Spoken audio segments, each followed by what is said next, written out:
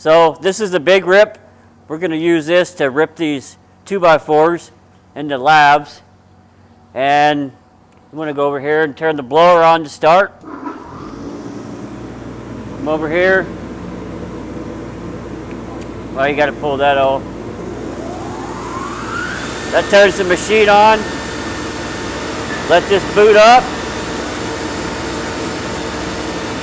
Turn the belt on.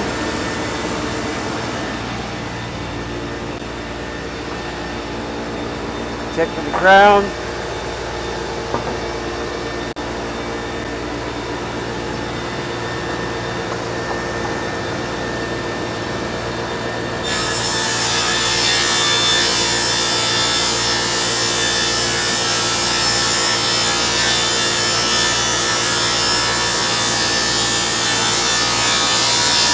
And you really want to keep this board against this.